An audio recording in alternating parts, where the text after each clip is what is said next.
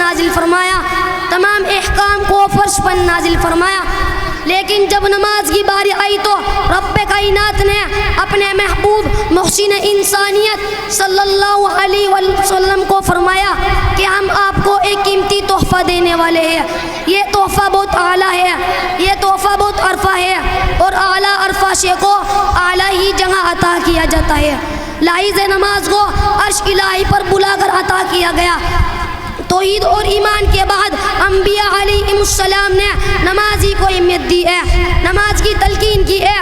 قرآن پاک میں جگہ جگہ پر اقیم الصلاۃ ذکر کیا گیا ہے۔ بس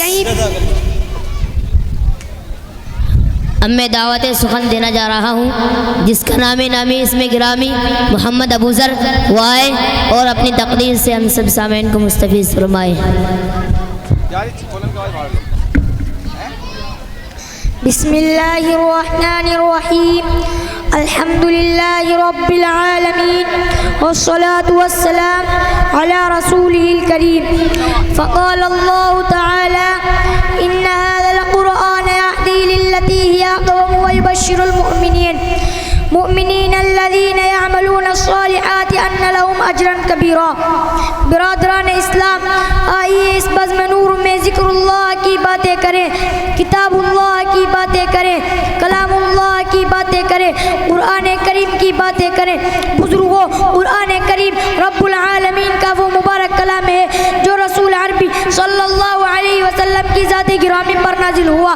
گزشتہ آسمانی کتابوں کے برعکس اس کا مرتبہ اتنا بلند ہے کہ خود خالق کائنات نے اس کی حفاظت کی ذمہ داری لی ہے اور اعلان فرمایا ہے انا نحن نزلنا الذکر وانا لہ لحافظون۔ ہم نے یہ قرآن کو نازل کیا ہے اور ہم ہی اس کی حفاظت کریں گے۔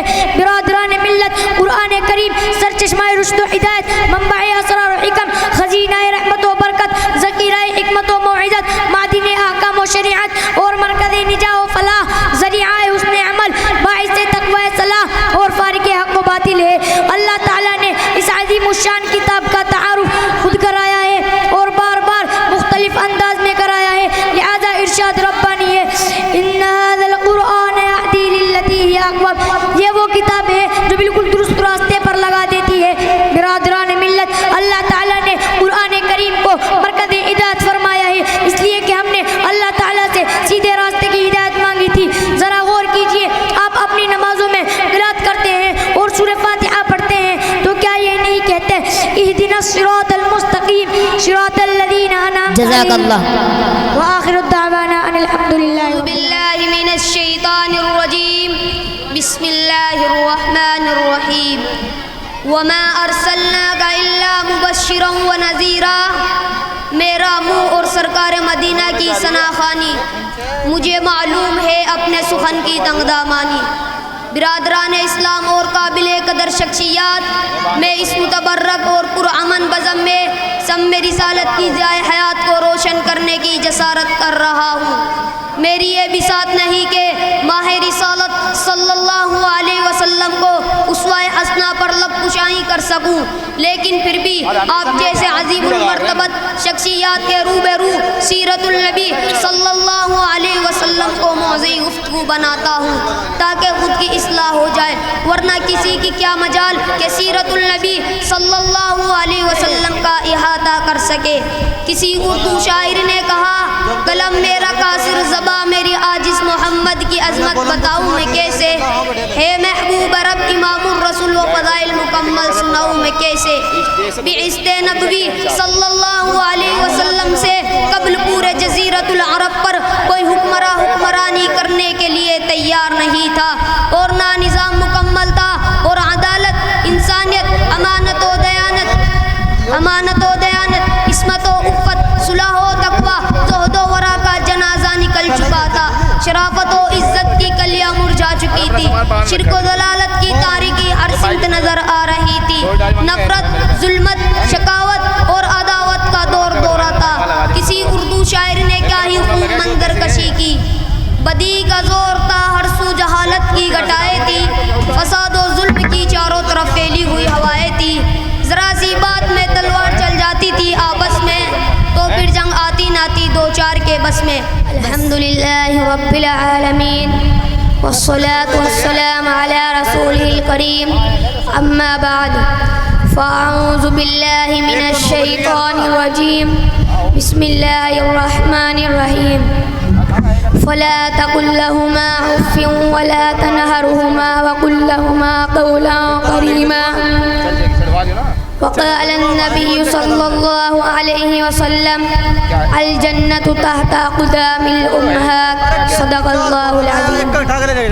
برادران اسلام، آج کی اس مبارک مجلس میں میری تقریر کا عنوان والدین کا مقام ہے.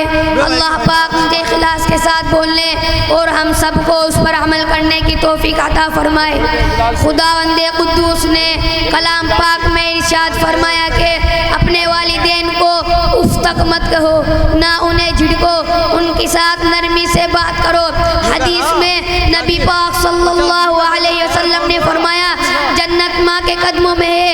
ایک مرتبہ سرکار دو جہاں صلی اللہ علیہ وسلم سے سوال کیا گیا کہ ما حق الوالدین علی ولدی، یا رسول اللہ اولاد کے اوپر ماں باپ کا کیا حق ہے؟ آپ نے فرمایا ما جنتک و نارک، وہ دونوں تیری جنت اور جہنم ہے. اگر تم نے ان کی اطاعت اور فرما برداری کی تو جنت میں جاؤ گے، اور اگر تم نے ان کی نافرمانی کی، ان کو ستایا تو جہنم میں تمہارا ٹھکانہ ہوگا. اگر کوئی نیک اولاد اپنے ماں باپ کی طرف پیار و محبت کی نظر سے دیکھے تو اللہ پاک ایک مرتبہ دیکھنے پر حج مقبول کا ثواب عطا کرے گا. صحابہ نے عرض کیا کہ اگرچہ ایک دن میں 100 مرتبہ دیکھے تو شاید دو جہاں صلی اللہ علیہ وسلم نے فرمایا جی ہاں، خوش نصیب ہیں وہ لوگ جن کے والدین زندہ ہیں اور وہ ان کو پیار و محبت کی نظر سے دیکھتے ہیں اور حج مقبول کا ثواب کماتے ہیں. محترم حضرات، آج کے دور میں والدین کے ساتھ برا سلوک کیا جاتا ہے، ان کو ستایا جاتا ہے، ان کو مارا اور پیٹا جاتا ہے، ان پر ظلم کیا جاتا ہے. اسی پر بس نہیں بلکہ ان کا قتل بھی کر دیا جاتا ہے. افسوس صدا افسوس، والدین کے ساتھ ہمارا یہ معاملہ کتنا بھیانک اور بدترین جرم ہے. حدیث شریف میں جس شخص سے اس کے والدین راضی ہو میں بھی اس سے راضی ہوں. حدیث میں آتا ہے کہ والدین کی دعا اولاد کے حق میں قبول ہوتی ہے. حدیث میں آتا ہے کہ والدین کی نافرمانی کرنا بہت بڑا گناہ ہے. حدیث میں آتا ہے کہ والدین کی نافرمانی کرنا بہت بڑا گناہ ہے.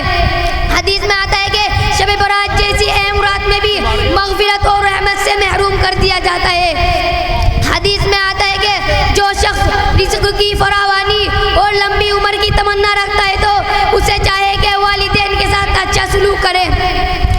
اور اگر حدیث میں آئے کہ باپ جنت کے دروازوں میں سے ایک دروازہ ہے، اور اگر تم چاہو تو اس کی حفاظت کر لو اور اگر تم چاہو تو اس کو ضائع کر دو. حدیث میں آتا ہے کہ جس نے ہر جمعے کو اپنے والدین کی قبر کی زیارت کی. وآخر دعوانا ان الحمدللہ رب العالمین. الرحمن الرحیم. قال اللہ تعالی فی القرآن الکریم وَإِن كُنتُمْ فِي رَيْبٍ مِّمَّا نَزَّلْنَا عَلَىٰ عَبْدِنَا فَأْتُوا بِسُورَةٍ مِّن مِّثْلِهِ وَادْعُوا شُهَدَاءَكُم مِّن دُونِ اللَّهِ إِن كُنتُمْ صَادِقِينَ. جناب صدر، حاضرین جلسہ اور عزیز ساتھیوں، میں نے آپ حضرات کے سامنے قرآن پاک کی ایک چھوٹی سی آیت تلاوت کی ہے جس میں حق تعالی شانہ فرماتے ہیں کہ یہ جو قرآن محمد عربی صلی اللہ علیہ وسلم تمہیں پڑھ کر سناتے ہیں، اس کے علوم و معارف تمہارے سامنے بیان کرتے ہیں، اس کی صداقت و سچائی کا اعلان کرتے ہیں، اور تم یہ سمجھتے ہو، تمہارا خیال یہ ہے کہ یہ اسی کا کلام ہے، آسمانی وحی نہیں ہے، میری طرف سے نازل نہیں ہوا. تم میرے حبیب کو جھٹلاتے ہو. تم میں سے کہنے والا کہتا ہے لو نشاء لقلنا مثل هذا، کہ اگر چاہتے تو اس جیسا قرآن ہم بھی پیش کر دیتے. تو آؤ، تمہارے لیے راستہ صاف ہے، تم بھی انسان ہو، تم بھی اسی خطے کے رہنے والے ہو. طلاقت لسانی میں تمہاری مثال نہیں، فضاحت و بلاغت کے تم امام ہو، ماہر فن ہو، اس جیسا قرآن پیش کر دو. قل ما يكون لي أن أبدله من تلقاء نفسي. آج بھی اس میں یہی تاثیر ہے کہ اس کو پڑھنے سے دل و دماغ روشن اور ضمیر بیدار ہو جاتی ہے. آئیے ہم سب اس معطر خزانے سے اپنے دامن کو بسم اللہ الرحمن الرحیم. الحمد للہ رب العالمین والصلاة والسلام علی سید المرسلین وعلی آلہ وصحبہ اجمعین. اما بعد فاعوذ باللہ من الشیطان الرجیم. بسم اللہ الرحمن الرحیم. اولئک الذین امتحن اللہ قلوبہم للتقوی لہم مغفرۃ واجر عظیم. وقال النبی صلی اللہ علیہ وسلم اصحابی کالنجوم بأیہم اقتدیتم اہتدیتم. الہی دے مجھے طرز تکلم میری آواز کو تو روشنی دے. الہی دے مجھے طرز تکلم میری آواز کو تو روشنی دے. مجھے افکار صالح کراتا تو میری تحریر کو تو روشنی دے. آج کے اس باوقار جلسے میں ان اصحاب خیر کا تذکرہ ہوگا جن کے بارے میں اللہ جل جلالہ اما نوالہ نے ارشاد فرمایا یہ وہ لوگ ہیں جن کے دلوں کو اللہ پاک نے تقوی کے لیے خالص کر دیا. ان کے لیے مغفرت کا اعلان اور اجر عظیم ہے. نیز سرور کائنات صلی اللہ علیہ وسلم نے فرمایا میرے صحابہ ستاروں کی مانند ہے